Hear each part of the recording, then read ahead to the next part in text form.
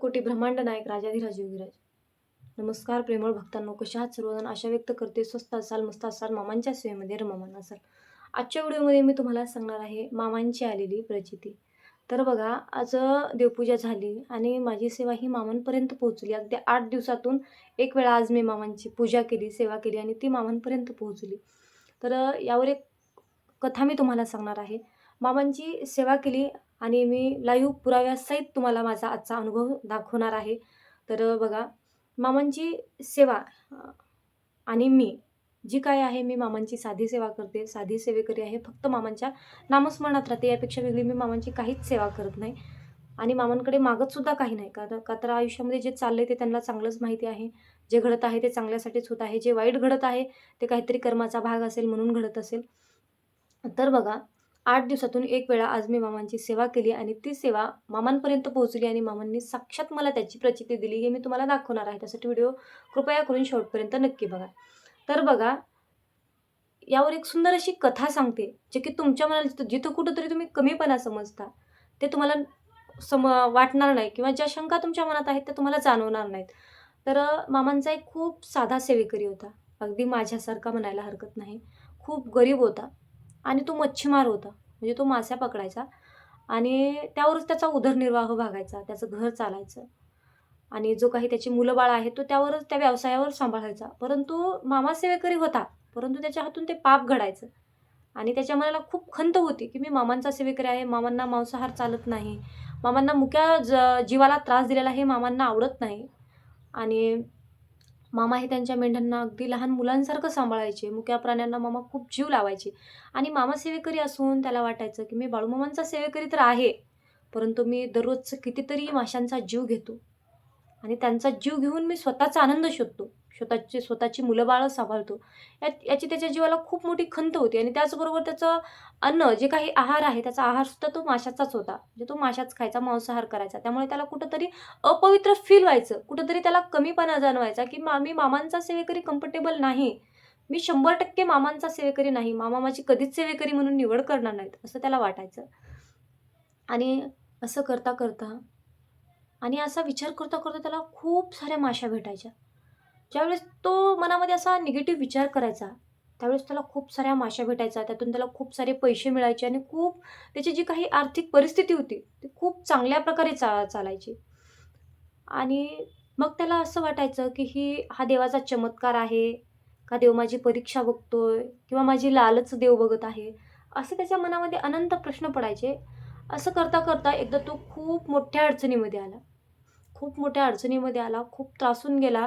जीवनाची दिशाभूल झाली. आयुष्यामध्ये वादळ पसरलं पूर्ण. त्याला काहीच समजत नव्हतं. काय करावं? कुठं जावं? देवाकडे जावं तर त्याची हिंमत होत नव्हती. का तर त्याला वाटायचं, की मी मी खूप पापी आहे. मी दररोजचं हजारो मुक्या जीवाचा जीव घेतो. असं त्याला वाटायचं आणि तो टेन्शनमध्ये झोपला असता. साक्षात त्याला बाळूमामा येऊन त्याच्या स्वप्नामध्ये दृष्टांत देतात आणि त्याची जी काही अडचण आहे, त्याला मामा सांगतात, "अरे बाळा, मी हा फक्त भावाचा भुकेला आहे. फक्त मनापासून नाव घे, माझ्यावर श्रद्धा ठेव आणि विश्वासाने माझ्याकडे ये. जोपर्यंत तू माझा हात पकडलास, तोपर्यंत आयुष्यामध्ये तुला कुणाचेच हात पकडण्याची आणि पाय धरण्याची आयुष्यात तुझ्यावर वेळ येणार नाही.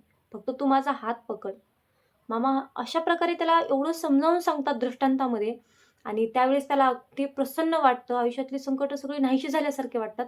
कारण बघा, ज्यावेळेस आपण जितका जास्त विचार करू, एकाच गोष्टीचा जितका जास्त विचार करू, त्यावेळेस जे काही संकट आहे, ते आपल्यासाठी मोठं होत जातं.